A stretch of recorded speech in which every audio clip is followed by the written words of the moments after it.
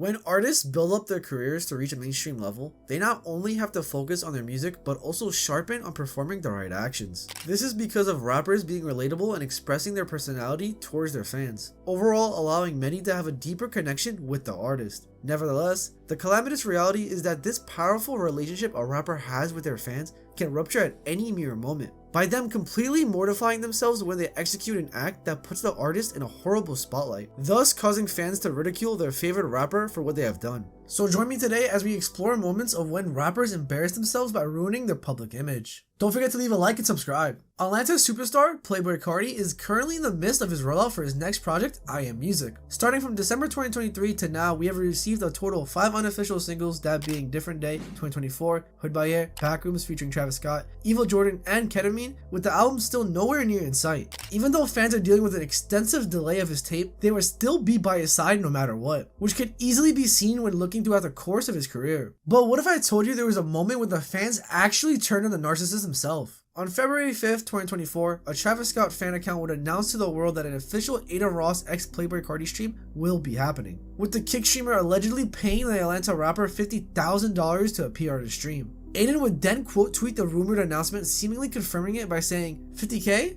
2 million, cash, and a Ferrari. 2024, music. Aiden x Playboi Carti stream tonight live on my kick stream. See you soon." Now, this was an extremely huge deal for Playboi Carti fans, since he is mysterious, and that means that Carti doesn't really do interviews or interactions on camera. In fact, other than his recent encounter with Chris Too Smooth, his last interview was with Culture Kings in the beginning of 2020. So by Ada Ross confirming the stream, it was pretty much guaranteed to go viral online, thus causing many of Aiden's friends and peers to be happy for him for getting Carti on stream.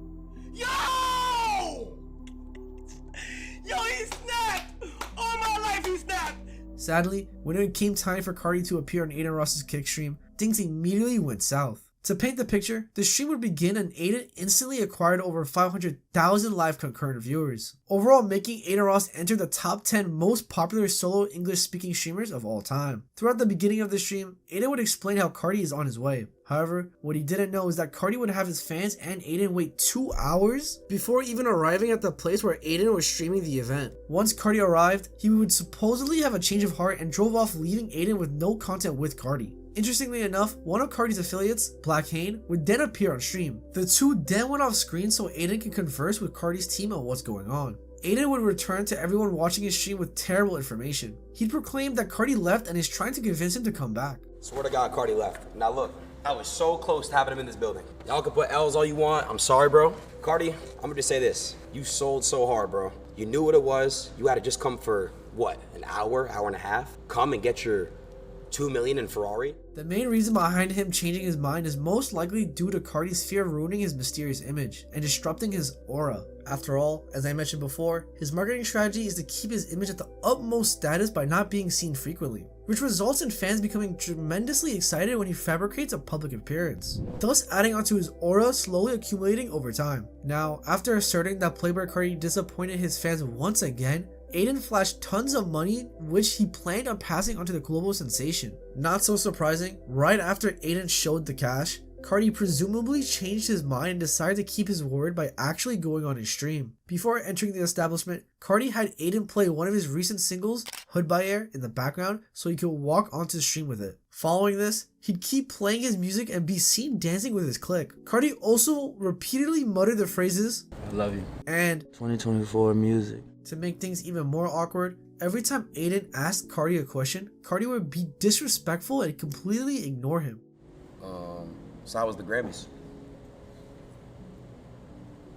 Subsequently, Aiden then provided Carti with a bag full of racks. Upon receiving it, Carti would thank Aiden, give him a hug, and then just left, ultimately concluding the time Carti was on stream to be a grand total of 6 minutes. Now, this scenario was completely embarrassing towards Carti, since he pretty much scammed Aiden. If this wasn't humiliating enough, Aiden revealed that he bought Carti a private jet home and his team were arguing for them to use it even though he barely fulfilled his end of the agreement to be on stream. Aiden eventually told Carti's team that he's not allowing them to go on that plane, and after a long discussion, his team left the area. Obviously, this whole scenario was quite a shameful act done by Carti, which is something that everyone witnessing the event agreed with.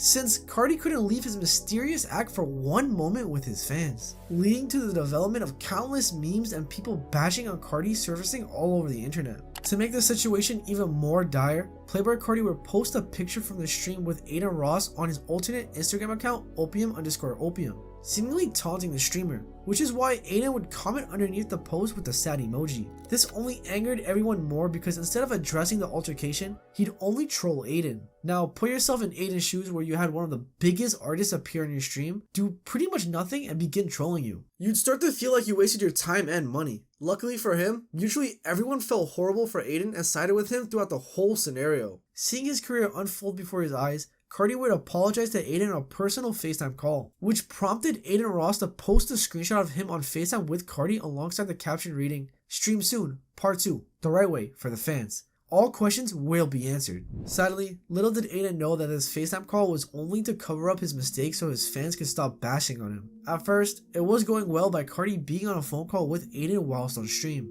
Alright, yo, Carti, stay out of the stream. The boy Adin was popping, bitch. Yo, Carti, we gotta do the part 2 at the warehouse. You gotta come to Miami and come do it.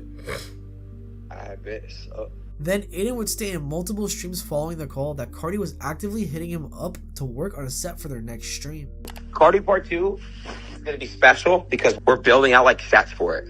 He wants it to be really special. Predictably, one day Adin publicized that Carti seemed to stop caring about the stream by no longer responding to him. Fortunately for Adin, he had footage of his conversation with Carti's team from the night of their stream. So in retaliation, Adin leaked the footage which depicted Carti and his team yelling at each other. Now it's May, and Playboi Carti x Adin Ross Stream 2 has definitely been cancelled, but no one truly cares, as Carti played his cards right and turned a completely embarrassing situation into an event that shall be left in the dust, as the two undoubtedly went their separate ways and no longer acknowledge each other, fully depicting Carti prolonging his career from this dreadful event. Unlike Playboi Carti, the next rapper's career we're going to delve into couldn't live past the ignominy. Florida rapper Smokepurpp has slowly been making his way through the 2016-2017 SoundCloud scene, with the track Glock in My Benz practically jump-starting his career. Due to Purpp gaining an enormous amount of traction, he would slowly start to get hit up by multiple record labels, resulting him in signing a deal with Alamo Records.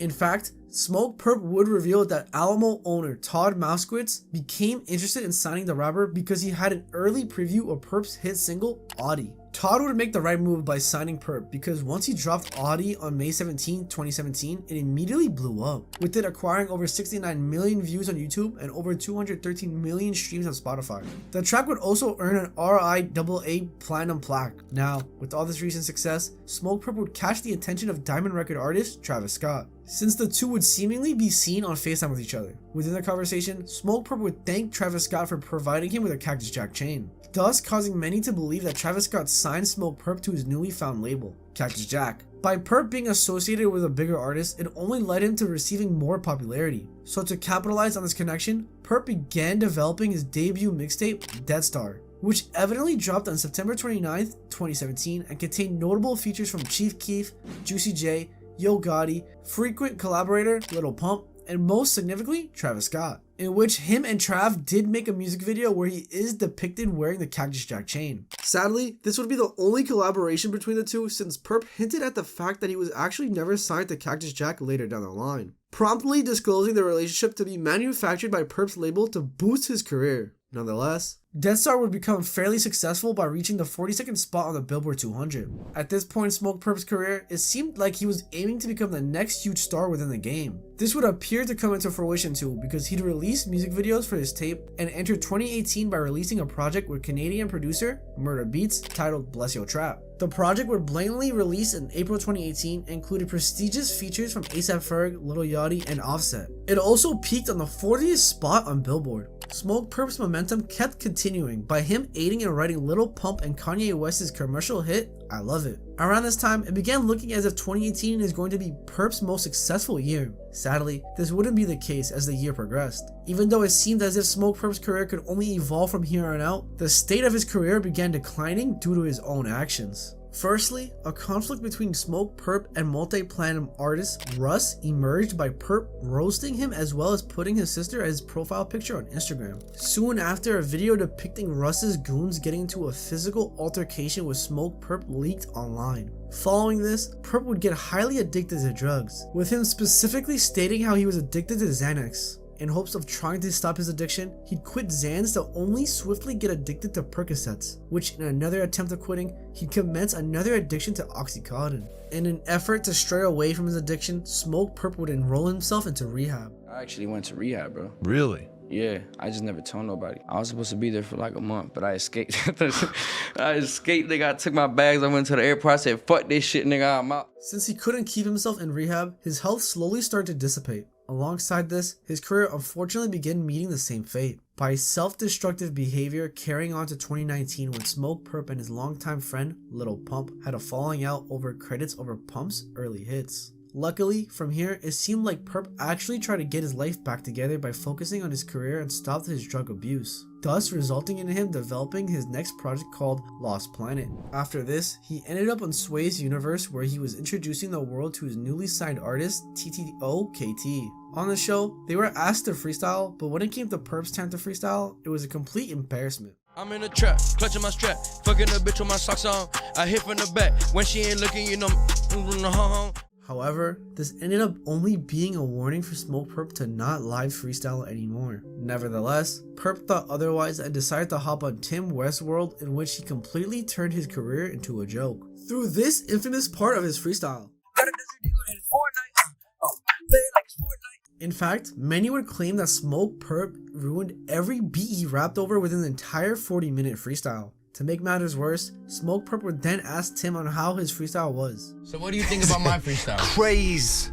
What do you think? Relentless. Okay. 10 out of 10. 10 out of 10. Pressure. Okay. So The Juice joints- WRLD, Juice WRLD, I just tied you. Purpp claiming that his freestyle was as good as Juice WRLD aggravated fans even more, since Juice is acclaimed to be one of the best freestylers to ever live, universally having numerous hip-hop fans to be negligent towards Purpp within the comments. Due to all the trolling on Purpp, Tim Westwood would only evidently turn off the comments on the video. Now trying to stray the internet away from his freestyle, Purpp would release a new track accommodated by a music video. Nevertheless, this didn't work as it was too late because everyone online began flaming Purpp, with someone even claiming that his freestyle was an insane humiliation moment. From this point on, no one took Smokepurpp seriously, which led to every event following this to add up to the demean he was receiving already. This can be seen by him releasing his EP Lost Planet in May 2019 and was met with okay numbers. But it was the announcement of his debut studio album, Death Star 2, where new success within his career started to become a rare sight. Beginning with Purpp striving to rebuild his status by releasing Audi 2 as the lead single for Death Star 2, hoping fans of the first track will gravitate towards its sequel. Sadly, this strategy backfired on him due to it receiving mixed reviews. Death Star 2 would then officially release on December 13, 2019 and performed very poorly compared to its predecessor, due to it peaking at the 137th spot on the Billboard 200. It wouldn't be any better when Smokepurpp declared that he spent over $2 million on this album and recorded over 800 songs, with one of the songs containing a Kanye feature that didn't get cleared since he was becoming more religious at the time. Then the following year, 2020, Purpp released his sophomore studio album, Florida Jit, which was met with his worst numbers to date, with him going triple cardboard by selling less than 5,000 copies first week. To further portray his career disintegrating in shame, Purpp would be seen performing at a show that had little to none attendance. Now, if it wasn't apparent enough, Smokepurpp has completely fallen off, since he began crashing out, then performed a horrible freestyle that utterly failed his own career. In the modern day, Purpp has fully become irrelevant, has career turned to a meme, and overall had an embarrassing fall off. YK Osiris was making moves throughout the industry back in 2019, with his hit song Worth It appearing on the 48th spot on Billboard, as well as racking up over 337 million streams on Spotify. The track would even be a part of a trend on TikTok promoting it even more. Due to this, Osiris would frequently be seen with popular rappers like Drake and Lil Baby, further evolving his career. Although Osiris was looking like he was going to become one of the next biggest artists within the game, his career quickly turned into a joke. But why is this the case, since he had a perfect path into superstardom? Well, for starters, Osiris would immediately become known for owing all his peers money by losing numerous bets. The first instance of him constantly being in debt was when Lil Baby pressed Osiris while at Icebox for not paying him the $5,000 that he owes him. In an attempt to not avoid the awkwardness, YK would try to play the scenario as a joke, but Baby wasn't budging. I'm sorry, let me get my 5 in, man.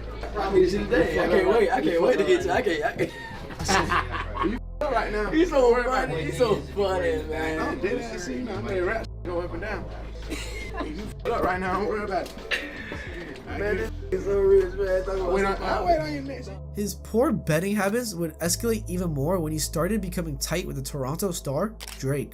In the beginning of their friendship, YK Osiris would be extremely fascinated by Drake's mansion, which is why he would constantly be seen within Drake's house, seemingly flexing his estate as if it was his, resulting in him showing off Drake's trophy collection, Drake's personal chef, and being seen on Drake's private jet. Unfortunately, the relationship quickly deteriorated when Drake and YK started betting from their basketball games. This is because Osiris ended up losing every single game they played, causing him to owe Drake thousands upon thousands of dollars. Obviously, Osiris didn't have enough bread to even pay back Drake. Luckily for him, Drake would offer YK to perform a song for him instead of paying him back.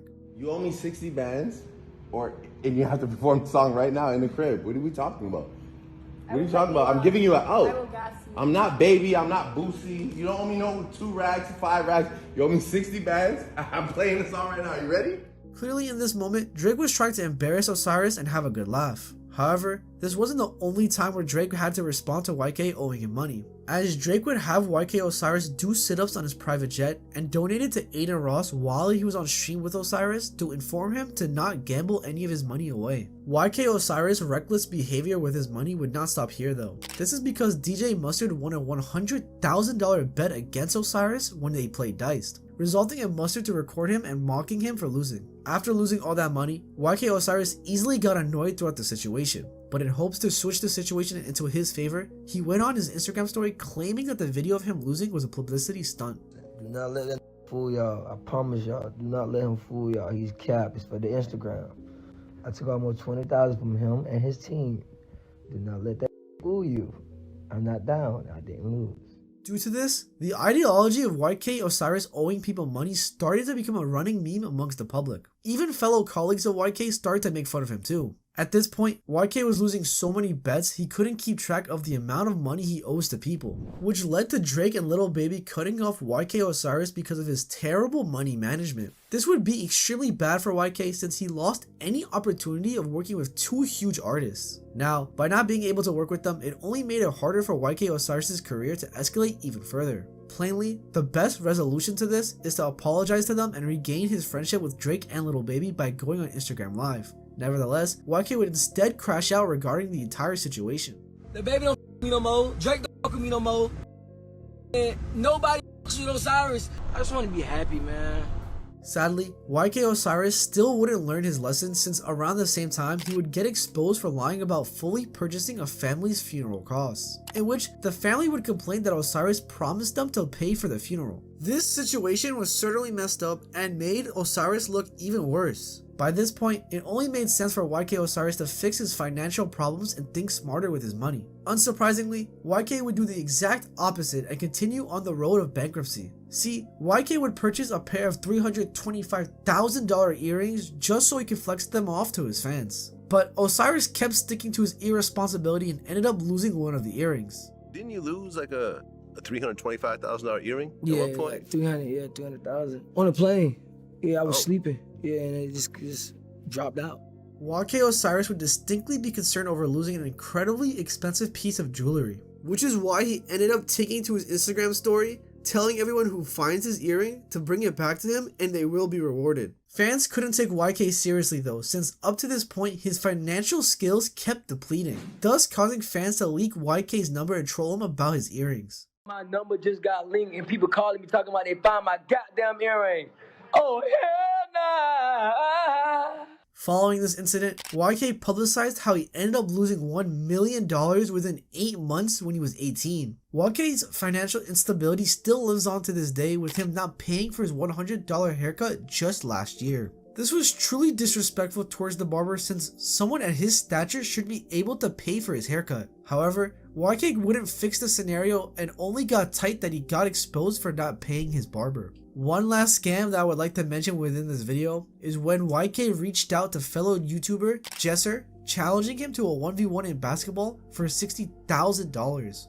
After their 1v1, YK played it off as if it was easy for him to pay back Jesser and made him call his quote-unquote accountant. He's like, oh, that's nothing for me. Like, I could play one show, I get 100,000, and he has me like call his a fake accountant, and I'm like on the phone with his accountant, like giving them my like bank details, and then like I order a bunch of food for us, and we're all like sitting there, all eating food, just chilling afterwards. Now at this moment, YK Osiris has fully fallen off. Keep in mind how I didn't mention anything related to his music since no one seemed to care enough for it following Worth It. In fact, YK only averages around 200,000 streams per single in the modern day, in which, compared to how his numbers were performing back then, is a significant decline. Adding this to his lack of album sales would only result in Osiris wanting to depart from the music industry.